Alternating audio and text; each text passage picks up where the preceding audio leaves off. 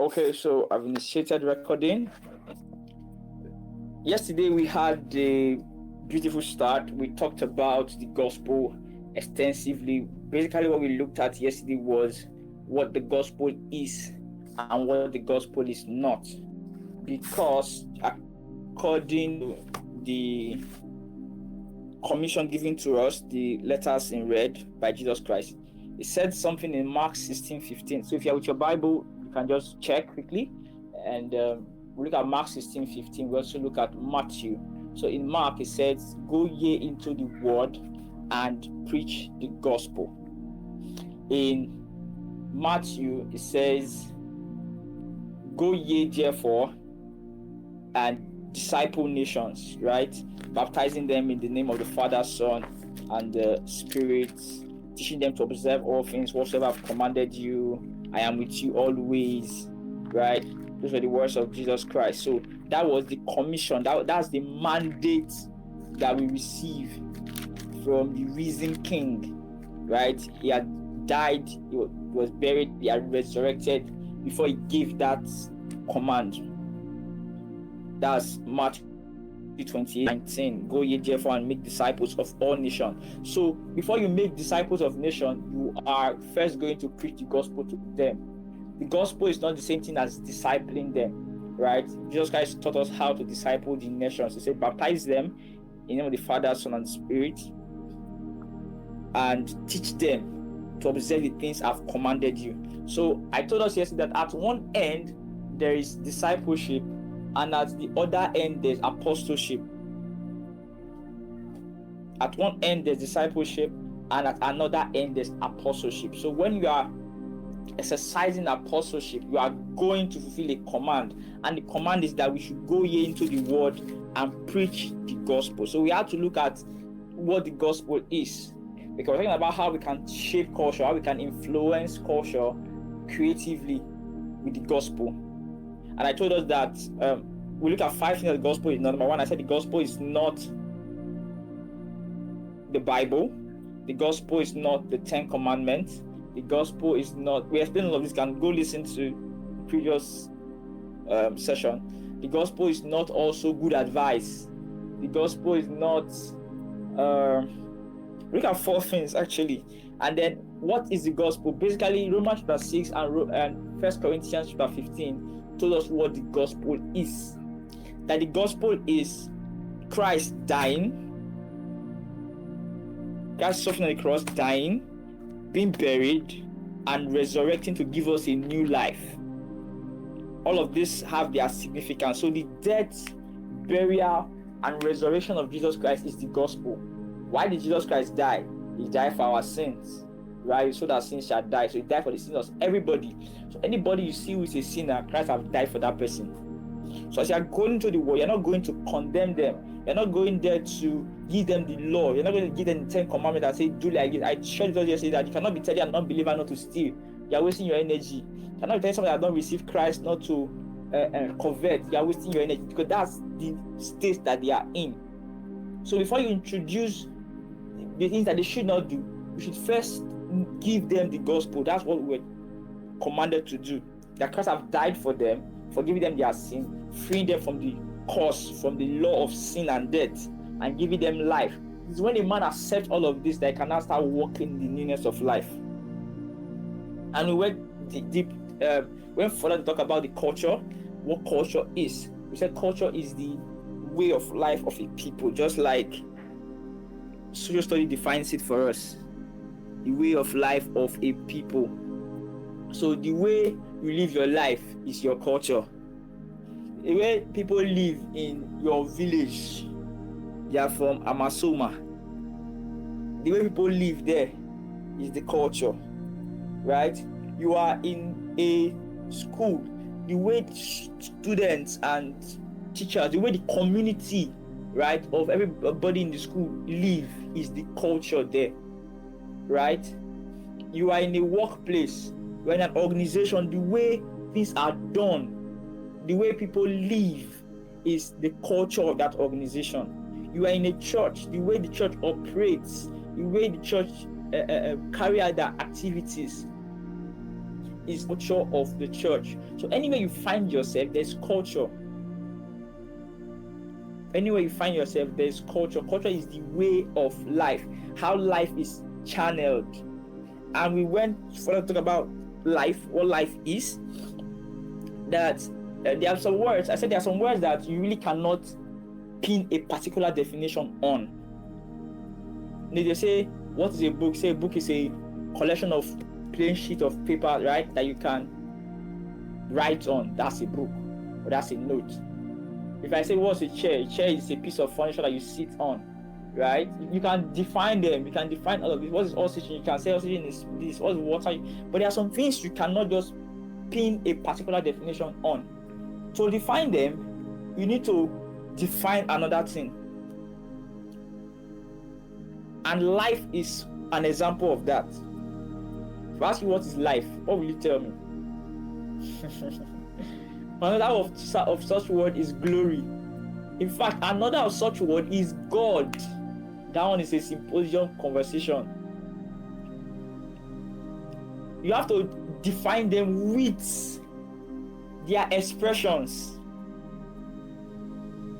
So in science, in biology is the study of life. So what is life? We say, first of all, we start by looking at living things. We say living things are those things that have life. Okay, what is life? Life is the state of being living, or life is what is possessed by living things. You have not defined it. You are still roaming around. So to define life, this is what science does. To define life, science look at some characteristics, right? Science look at some features. Science look at some given manifestations and say, if we can find these things in a place, that means life is there. You get it? So there's no part. The definition of life is not XYZ. Life is, if life is in this place, that means we will see some indicators. So while we cannot define life in itself, we can identify it. That's why we have movement, respiration, all of those things, nutrition, growth. So when all of these things are manifesting, you say, yes, there's life here. If they're not manifesting, you say there's no life here. So where there is life in a place, where there is life in a team, where there is life in a generation, when there is life in a group, when there is life in a community, the way of that life, how that life is channeled, how that life moves, how that life goes about, how that life is engaged, is the culture. The way life is lived. We're trying to give ourselves a very simple and good background. The way life is lived. So I told us that culture is to a people as personality is to a person. So just the way you have your personality, you have your attitude. What's an attitude? Attitude is the way you think, the way you feel, the way you act. That's your attitude. So culture is the attitude of a people. So you see young people, Gen Z, and all of them, they have a particular attitude trait. You see millennials, they have a particular attitude trait. You see alphas, they have attitude traits. All of these generations, they have their attitude traits. That is their culture. So you visit different nations, right? They have their attitude traits. You see people from China, there's a way they behave. You see people from Japan, you see people from Nigeria, you see people from Warri. That is culture. I hope we are together on this. So your culture as a person is your attitude. Your culture is your attitude. Remember I told us yesterday that culture is the way we think, act, and interact. The way you think influences the way you act, and the way you act influences the way we interact. Interact is a combination of two words, inter and act. So on my own, I carry out action, I act. When my action meets your action, it becomes interaction. You get it? So that's culture there. So my personal culture rubs off on our collective culture. And that's a very powerful insight there. My personal culture rubs off on our collective culture, because the way I act affects the way we interact. So if I understand this, I will try to elevate my culture, my personal culture, my attitude, the way I think about life, the way I see life, the way I engage life. Because when I meet people and interact, my personal culture will have an effect, just as their personal culture will have an effect. I told us that for you to affect culture, you must first be in a place above that culture. Else, the culture will affect you. So you must be ahead of cultural changes. You must be ahead. You can feel the wind, but you cannot tell where the wind is coming from. You cannot tell where the wind is going to. That should be you. That should be you. So what I want to share with us this evening is engaging culture. That's what I want to share with us this evening. Engaging culture.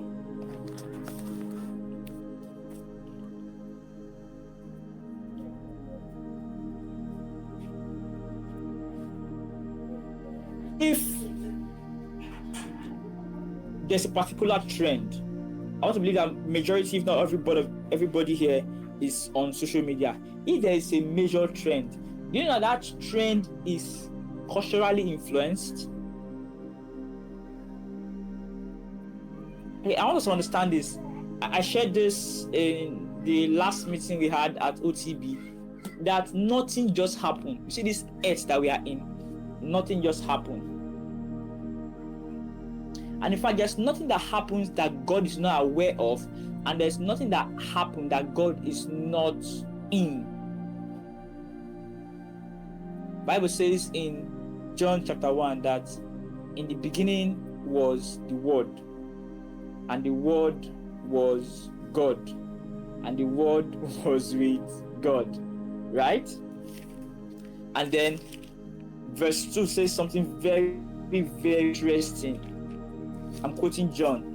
Verse 2 says something very, very interesting. Now look at what verse 2 says. It was in the beginning with God.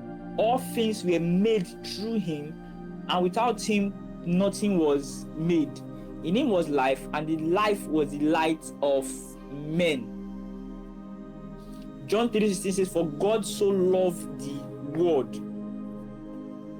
Follow me closely. We're trying to marry different concepts together. So thirdly, in the beginning was the Word, that is Christ, is gospel, right? And the Word was God. The Word was God. God designed the world, WRLD, right? In him was life, and that life was the light of men. Then it says light shine in darkness, verse 5, and darkness cannot comprehend it. My version says darkness did not comprehend it. John 3 says, for God of the world, WRD, the world that we are in. Take note, the word refers to a system. The world and the earth, they are two different things. The world refers to a system. The earth refers to geography. So Jesus Christ came to the world, and he says, go and preach the gospel to the world. So you are also going to the world. I said, although we are not from this world, we are in the world. So you have to be in it, to affect it, to influence it. So you are a very important part of culture. Are you seeing it? I hope you are getting the gist. Let's take a pause. Let me hear from you on chat. Just respond, make a response. Let me know that you are following. Because I would go into our case study shortly. I want us to understand this background first. I'll say nothing just happened. Nothing happens that God is not aware of. Even scripture says it that nothing just happened. Yesterday we talked about the fact that there's nothing new. Now I'm telling you that nothing just happens. I'm waiting for someone's response in the group. Anybody?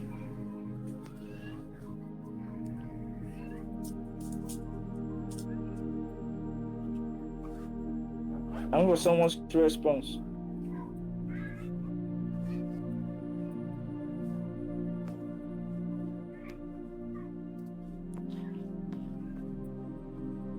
So that I will know you are following.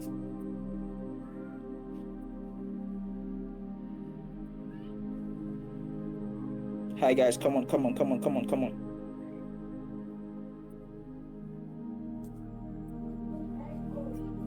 I'm waiting. I will not continue until I hear from someone.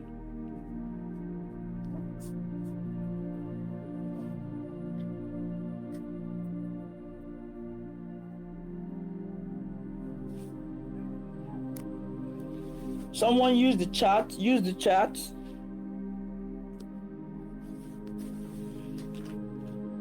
Those of us that are online.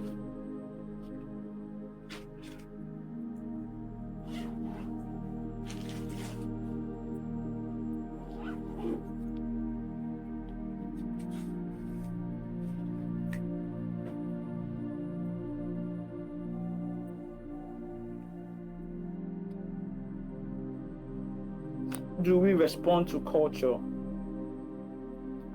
Culture is, like we said, the way people live.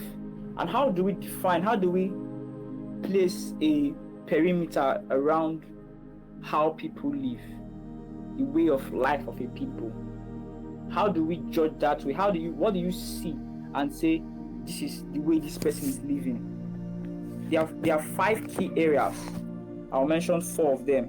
One is family and relations. 2 is yourself. 3 is your entertainment, and 4 is your economy.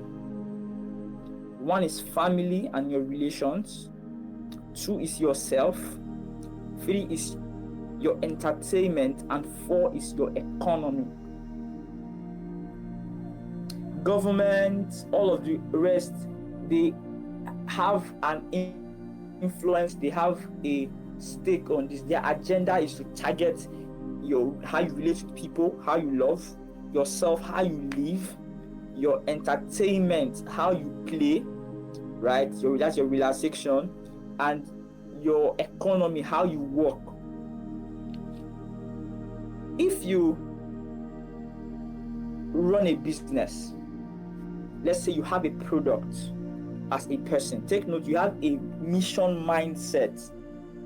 How do you engage with the culture in order to shape it?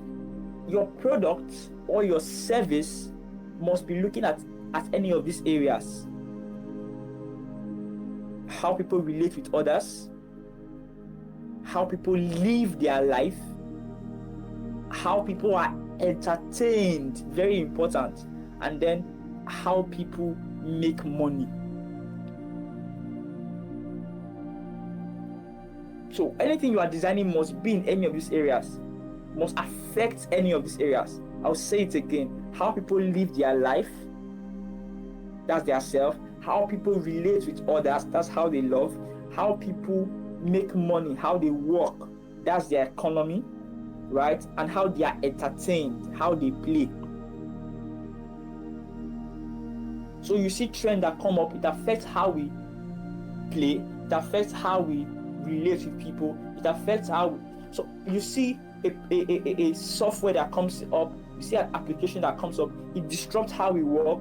You see a service that comes that affects how we live our life.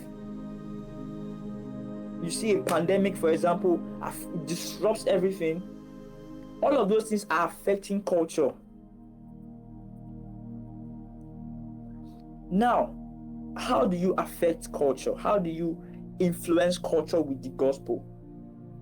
Look at Paul in Acts chapter 17. Acts 17. That's the case study of Paul in Athens.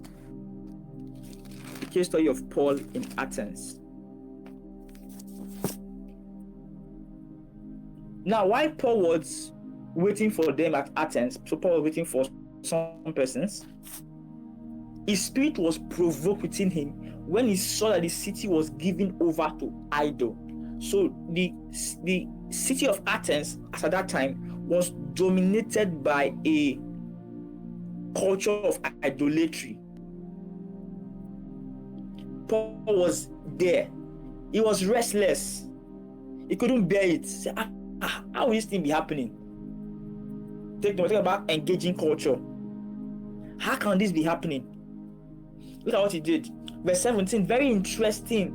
That's my key point. Acts 17:17. It says, therefore, Paul reasoned in the synagogue with the Jews and with the Gentile worshippers, and then in the marketplace daily with those who happen to be there. I'll say it again. So Paul's method, Paul's approach was one, engaging with his brethren, the Jew and the Gentile worshippers, in the synagogue and then also in the marketplace. That is discipleship at one end and apostleship at the other end. So he was being effectively disciple and discipling others, and then he goes into the marketplace, he goes into the system, he goes into the culture, he goes into the environment, and also engage with them. The two sides. You must be balanced in both sides as a believer. You cannot just be discipleship in one end and not do the apostleship, and you cannot effectively do apostleship if you are not being discipled. Look at verse 18. Then certain Epicureans and Stoic philosophers, so some people that were given to reason, right? They encountered Paul, they saw Paul, and they're like, who is this babbler? What does he want to say? You know what it means? Say, who is this person that is just saying nonsense? He's just making noise. He's just talking like a baby. What is he trying to say? So to them, Paul was not having the mental strength to engage with them. And what is Paul saying? What you are saying does not make sense. Does that not sound like us? Many times, the things we say as believers in the marketplace, in the world, really does not make sense. So look at what Paul did. And others says, 18, he seemed to be a proclaimer of foreign gods. It's like he's coming to advertise other gods to us, because he preached to them Jesus and the resurrection. Now look at what Paul did. They took him and brought him to Areopagus, saying, may we know what this new doctrine of which you speak is? For you are bringing some strange things to our ear. Therefore, we want to know what these things mean. For all Athenians and foreigners who were there spent their time in nothing else but either tell or to hear new things. To either tell or to hear new things.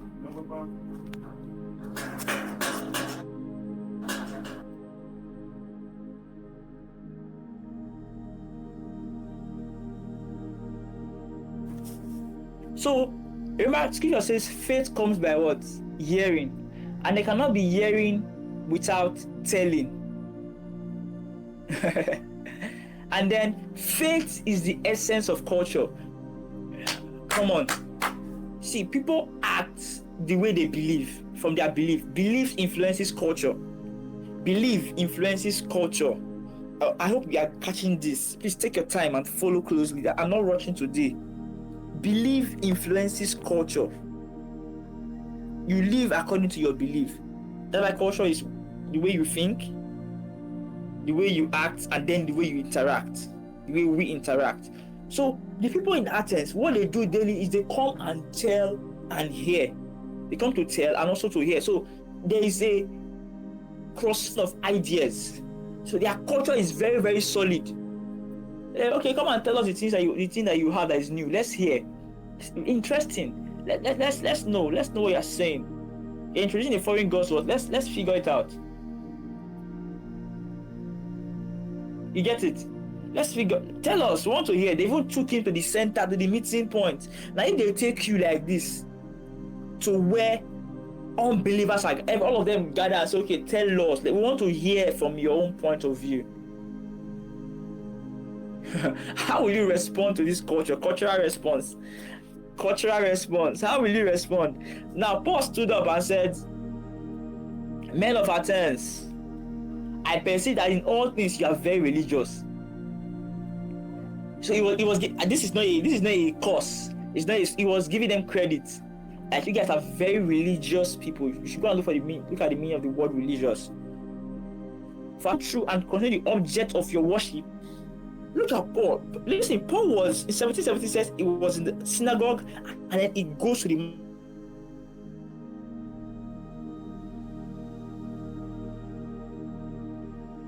studying, he's checking. What's he trying to do? Look at him now that he's laying down his claim. He says, I was passing, I was observing, and I saw that you have objects that you use in worship. When I was 10, he said, I even saw one altar with the inscription to the unknown God. That was where Paul used to hook them. So in coming to culture, one of the things you must do is that you must first be grounded. You must first take root, because it's cold outside. The soup is really, really hot, so it must be a good salt. It must be a confirmed salt. You must first take root. You must first know your scripture. You must first know your belief. You must first know your gospel. You must first be sure of it. I was telling us about Corinthians 15. How that Paul said when Jesus Christ appeared, he appeared to Peter, he appeared to the 500, he appeared to James, he appeared to so and so people, then he appeared to me. And then after taking root, you must go to the culture and find a common ground. You must find a point of agreement, and that one is everywhere. It's everywhere. So you go to the street of social media, you see somebody come out and say, oh, all men are scum, all women are this, they are that. And people are saying, oh, that's true, because the person had an experience. They say, oh, sorry, hey, yeah. That person's statement now is solidifying. Faith comes by hearing, and hearing is faith comes by hearing the word of God. That's when you get faith. And then I said belief is the essence of culture, right? So people are hearing this, it begins to affect the way they live their life. They see a piece of content, they go out, and it begins to shape in how they make their decision. It begins to shape in how they relate with people. You get it now? So a piece of content is affecting how people relate with others, culture. So you now, how do you respond to culture? There are 3 cultural responses. I said one, be rooted, and then you must find a common ground. Now, for cultural responses, there are 3. You are either of the culture, which many of us are guilty of.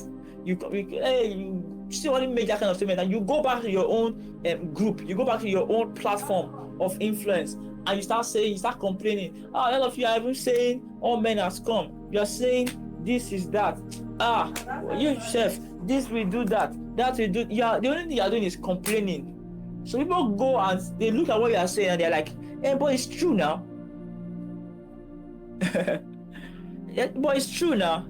So they thought about it once, they came to you and they heard your complaint. It reminds them of the thought they had, solidifies their conviction, because what you were doing was to complain. So you either complain of the culture, or 2, you conform to the culture.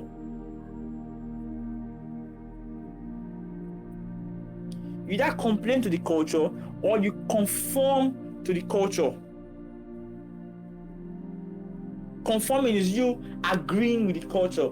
Is you telling yourself, okay, that's how it is, and it's true. This and the person said, that's how people are. That's how human are. You are forgetting that some people are operating from a fallen state, and it's not you. And you have a responsibility to reinstore them. You are forgetting. You are not aligning yourself to them. So either complain, you conform, or the third, which should be our goal, is that we confront culture. You either complain, you either conform, or you confront culture. That's when you engage with it, head to head. You are ready to shape it. You are ready to channel it. You are ready to pattern it. But first, you must be solid. You must be sure. You must be convinced. And then find a common ground. So when you see something like that, good, that's a common ground. What do? You go back to your own space instead of you complaining of what that person says, or instead of you agreeing. Many times we agree softly, you agree like tortoise. Instead of you agreeing, it's true, because maybe you've had an experience with people that disappointed you, people that played trick on you, people that duped you whatsoever. You say, no, that is not how it is. What do you now do? You confront it by showing them the light. Because those people, they are complaining from a place of darkness. So you confront the culture by showing them the light. So if somebody say, all men has come, all women has come, you don't come and say, all men and women are not come. You come and say, men, you are not supposed to be scum. You are not. This is how you are designed to be. Men are designed to be like this. Women are designed to be like this. This is God's agenda for us. This is how you should live your life. This is how you should relate with people.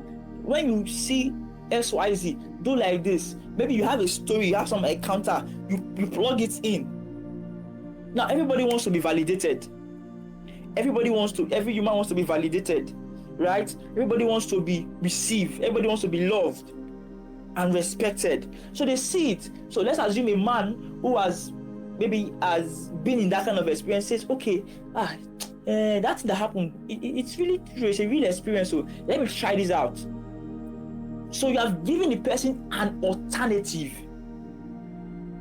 If you are complaining, you are only solidifying their experience or their encounter or their excitement. Remember, we shared this yesterday, experiences, encounter, and excitement.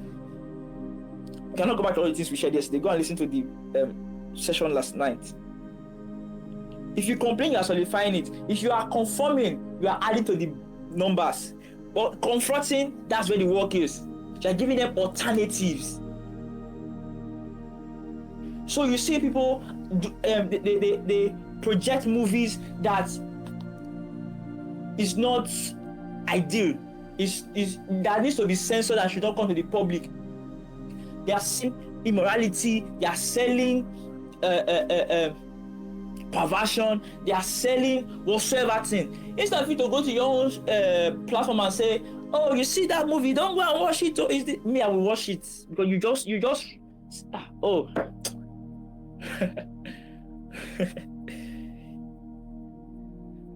What you do, you draw back, you retreat, you sit down and say, how do I act? Because anybody that engages with that content, anybody that engages with that information, faith has been built,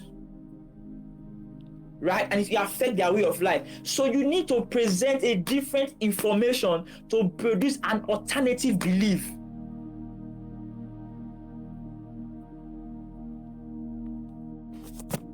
You have platforms. Now, how do you confront culture? Your platform, which is your voice, your value, right? I hope we're together. I hope I'm not too fast. I hope I'm not too fast. So your voice, which is your platform, your value, which is your solution, your mastery, which is your excellence. Your value, which is your solution, your voice is your platform, your mastery, which is your excellence. So you must be ready to create value for the nuisance value that is being created in the world. You say, there are so many content creators that are doing silly videos on TikTok. You need to start your own. You need to start your own. And this, the way they tell their stories, you need to start your own. Maximize your platform. Maximize your platform. I was telling my friend yesterday, I said, I like the way you are now so very active on social media. You're just giving it hot. Somebody will see it. Faith comes by hearing. So whatever thing that you are in, and see, when we say faith comes by hearing, we're not just talking about auditory, right? It talks about you receiving from outside. Basically, if you want to argue, look at Habakkuk. He said, I want to see what God will say. That's design, that's light and sound. I want to see, how do you see what is being said? Another conversation. So you have platform, maximize it. You are create solutions. Remember I said your voice and your value and your mastery. Create solutions. Many believers, we don't create solutions. We are like a third world country. So everybody goes ahead. We are coming from behind, complaining about how those that are ahead of us are doing things. You cannot, remember who said you cannot affect culture from behind. You must be ahead of it. God said in Isaiah 55, we shared this yesterday, my ways are higher than your ways. My thoughts are higher than your thoughts. That's where you should be. You should be shaping culture from a God level. And thank God you are seated with God in heavenly places. So your difference is that what you are bringing is beyond the scope of what people can see. They are in darkness. You are in light. The person that is in darkness cannot see. You that is in light, you are supposed to see more and then show it to them. Look at what Corinthians 15 says. That talks about scripture. If you read downwards, it said that we grope for him and we will find him. You know what it means to grope? When you're in a dark place, you're looking for, light has gone, you're looking for your phone. You'll be using your hand to, you'll be doing like, you know how those blind people do. You cannot see it with your eyes, so you are not trying to find with your eyes, you're trying to find with your hand. Be doing like this, trying to find with your hand. That's what it means to grope. And you will still find, but if light comes, you just see it like this. So you should be ahead. The man that, how is it that the man that is groping, trying to find things that is around them, is seeing those things faster than the man that can see the things around?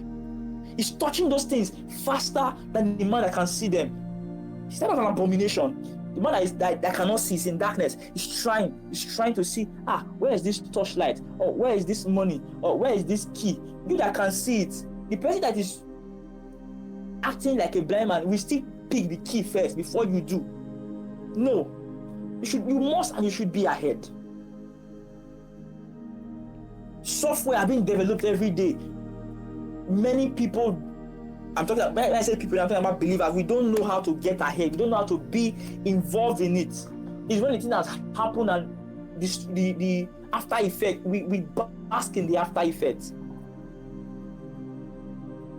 It is miracle for us when we see a fellow believer be in the global limelight. It is miracle. You see everybody celebrating. Hey, look at so and so minister. He has shut down the stage. That is supposed to be how it is. Why are you happy? Because it's looking like you are the one in darkness. So when you see a small glimpse of light, you are happy. No. Beggars are riding on horses. Princes are trekking on foot. No. Sit back, create value for your niche. Let's assume you are in finance. Like we're talking about people that registered yesterday. Then we cut across every sector. You are in finance, and then you are doing something that you are 200 million Nigerians. 100, is it 200 million? Am I correct? 100 million Nigerians are using that your solution you have created. Just imagine, you don't need to go to church in the morning to preach. You don't need to go to church in the morning to preach. You can preach from the comfort of your house. You don't need to pick a mic. You don't need to do anything. Send a small ad, sponsored ad. It's your own product. You're not paying to sponsor it. 1 million people see it like that. Or there are biblical laws and principles that governs spending, and you are with your finance indirectly teaching them to do that, or you are manipulating their psychology to follow that. You are preaching the gospel. See, it's not when you add Christian to what you are doing that means you are preaching the gospel. Right? I think Kabasa was sharing a story. It was giving an analogy, not a story. It says that, let's take farming for example. I'll begin to wrap up. Let's take farming for example. You are a farmer. There are some crops, seed that you first, when you want to plant them, you plant them in the nursery. So let's assume you have mention any crop, you plant it in the nursery. You know what the nursery is? Nursery is a highly controlled environment. Everybody did agric now. Agric is a general subject. It's a highly controlled environment where crops are grown. It's like a greenhouse, right? You control the amount of sunlight that the plants receive. You You control the amount of water the plants receive. You control the amount of nutrients, manure, and fertilizer the plants receive. Right? You control the space between plants. So you put one plant here. Please create this picture in your mind with me. You put one plant here. You know that I need to give this distance if I put this other one. You are there to check for the weeds around, and you plug them out. That is the nursery. So you see the plant, they are growing very fresh and nice, robust. There's another environment that is the farmland itself, the field. That one, the farmer can control the space. Pay attention. The farmer can control the space. The farmer can control. There's so many factors the farmer can also control. There are also factors the farmer cannot control. The farmer cannot control the amount of sunlight that plant receives. The farmer cannot control the amount of water.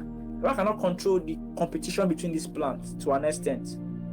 So there's the nursery, there's the field, which is the farmland. There's another place, the forest. In the forest, there's no farmer there to control anything. So the plant survives on its own. The plant competes with other plants for water, for sunlight, for nutrients, for space. The plant is not getting manure that is coming from sack bag, from the industry, from the factory.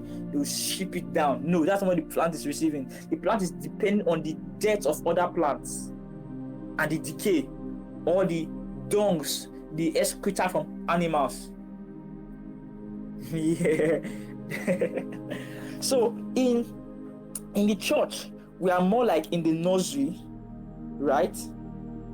When we are with other believers, we're more like in the nursery. Everything is, what we receive is controlled. But when we are going into the world, we are gradually leaving the nursery into the farmland. And the more you go into the world, you are entering into the forest. It's rugged there. It's rugged there. So you really need to stay rugged. You are confronting culture, brother.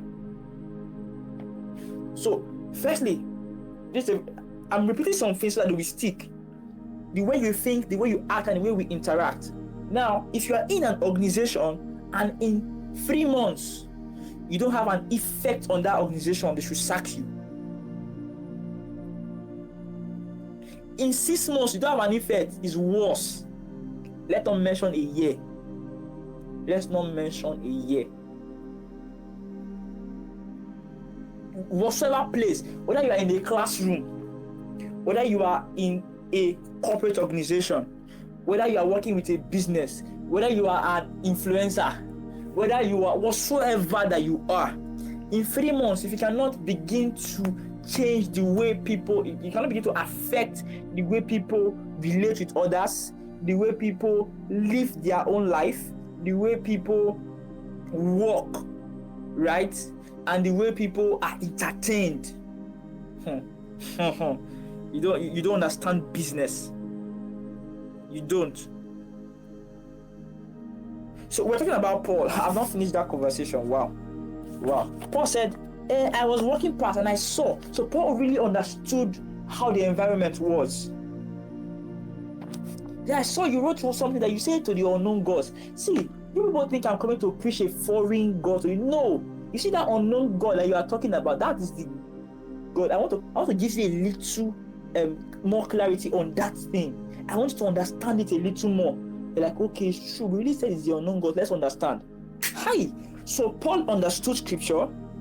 He was looking for a common ground, a point of agreement, and then he was giving them a better alternative. That's not all. Paul did not end there. He started explaining, talking about God. He said, he made everything, this, that. He now said, even your poetry, some of your poets, this one of them says that for we are his offspring. And here, you see, so even your people, they understand this thing I'm saying. I'm not talking strange doctrine. You start paying attention. Yes, it's true. Imagine you meet people and you are affecting the way they get inspiration. You're telling them that, when we smoke, we get inspiration like this. So when we go into the studio, or when we go on the stage, we like this. Or when we want to engage with a customer, we can do like, because we've gotten inspiration. You begin to teach them and you say, no, you see this inspiration. I want to tell you where that inspiration is coming from. I want to really make you understand. Hey. Oh my God. The person sits down and say, it's true, because you are at a common ground. I asked us, those of us that are in the Transform Circle, there's a movie I asked us to go watch, right? The guy who know the man who know infinity. I think the man who knows infinity, or the man who see infinity. Something like that. Just go and type it on Google, you see it. That guy was a crazy mathematician, never been in the 4 walls of school, right? He had so many findings, formula that he wanted to project, and people he went to meet to present and project them said, no, we don't believe that these things are from God. We must find the solutions to them. You need to see how that thing worked. You watch that movie. You should go and watch it. So you understand scripture, you find a common ground, and you are giving them better alternative. They're giving them better alternative. Like I said, I mentioned your voice, which is your platform. Everybody will have a platform. Use it. When you're in that classroom like this, that place automatically becomes your platform. The way you live your life, people are seeing you. The little actions that you carry out, people are seeing you. If after our session yesterday, a friend of mine called me, we had a very lengthy conversation. I was telling him, thank God I called you. He had been seeing me from afar. We've not had that kind of conversation before. So people are seeing, they will just come and meet you and say, who's here now? Happiness. See you, so and so. They will not know when they will just. It is because they see the way you act, and it's drawing them to come and interact with you. Your value, the solutions you bring. If you're in class, you cannot be the door one. No, you cannot. That's by the side share, but you don't even try it. Your value and your mastery. You cannot be doing things at the same level people and you expect them to come and ask you your God. Don't expect it. Don't expect it. If there are 10 persons in a group and one person, everybody have an average income of 10, for instance, and there's one that have an average income of 70, do you know what will start happening?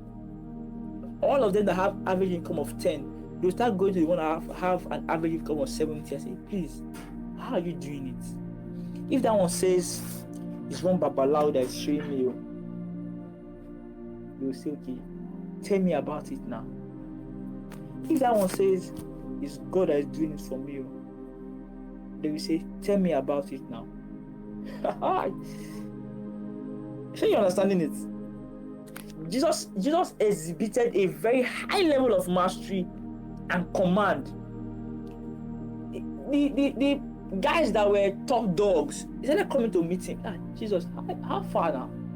It's just like saying it in our modern day that Jesus was living his life, and then media agencies were coming to ask him, how are you doing it? Top business executives were coming to ask him, how are you doing it? The famous people were coming to meet him, how are you doing it? Just imagine they see a famous person with Jesus. All of the people that know that person automatically knows Jesus. Right? Yeah. I hope you're understanding this. So maybe when we see a believer with unbeliever, we are like, this. We are not even sure of our salvation many times. Many of us are not sure whether we are Christians or not. If you see me now, you see me with David, some of you will say, this guy is backslided. You don't know that all of the people that you know, that knows him, they will now know me and know the gospel that the gospel I present. But it's two things. So if he's the one coming to help me, I'll be a beneficiary. People will say, he saw this boy on the streets and he helped. He gave him 100k that will not buy you this. But there's a level we meet. You know how people meet. When people meet, look at how they take picture. The one that is benefiting is most excited in the picture. The one that is giving is the one that is more relaxed. But you see two people of equal standard. When you see them in the picture, they are both cool. They are both cool. So if a celebrity that does not believe in Jesus now sees me and it's, I mean, I'm very excited to see him. I'm tiny like this. I'm the one that is being saved there. You get it? So when the picture goes viral, they say this man saw his Nigerian idol, and you know how legit he used to carry it, an Insta blog. Or maybe I'm so broke, I don't have an essence. I don't even know where my life is going. And I said, let me give you a. He now throws me an offer, and I pick it. It goes online. But if we meet at a level, he needs me to come and help in his production, for instance. I'm just trying to create a scenario. He needs me to come and help in his production. And then they say, this man XYZ meets with ZYX. Everybody wants to know me. Why did this person, with all his fame, why is he coming to meet this other person? So you think that young ruler that came to meet Jesus, why were some of them coming to meet Jesus at night? Why are they coming at night?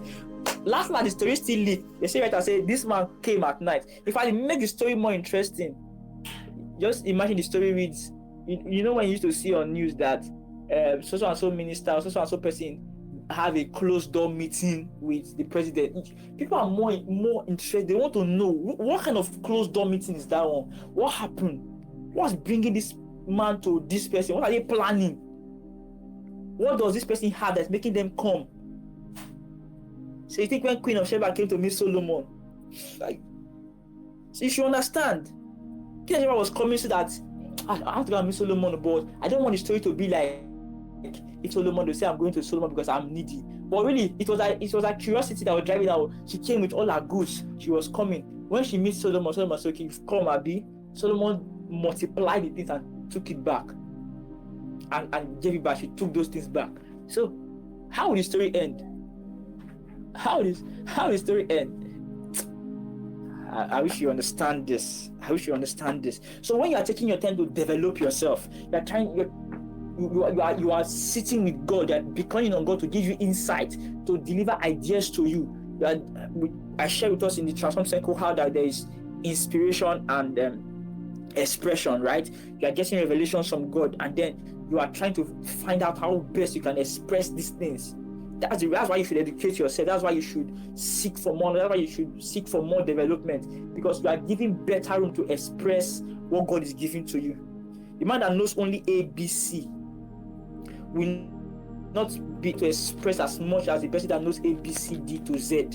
Right? Those that did maths, there's combination now. If I have A and B, the best I can only combine A and B in two ways: A, B, or B, A. If I have A, B, C, I can do A, B, C. I can do A, C, B. I can do A, B. I can do B, C, A. So the combination multiplies. That's why you should keep developing yourself. Maybe that's for someone. But I hope you are catching the gist. So that when you meet with the world will be curious to want to know, what is this person? What is this person? Pastor Bolanchi now. Sometimes when some persons go to his church, it increases his church. I follow him on Instagram. It increases his church reach. When one celebrity just visits, now it's not the one going to visit. They are the ones coming. Hey. Let's stop here, Joe. We'll interact in the group. If you're not in the WhatsApp group, just join. I guess we're going to stop. It's even past 9. Just join. We'll take questions. I want to hear from you too, so that we will talk. Right? We'll talk. We'll share the session a bit, maybe more than tonight. So we just share with specialized idea. So when we are engaging with culture, we know what we are doing. I hope we are good. Whoosh. I cannot say let me share all of what I have. We cannot. One conversation is not enough. It's always not enough. So see us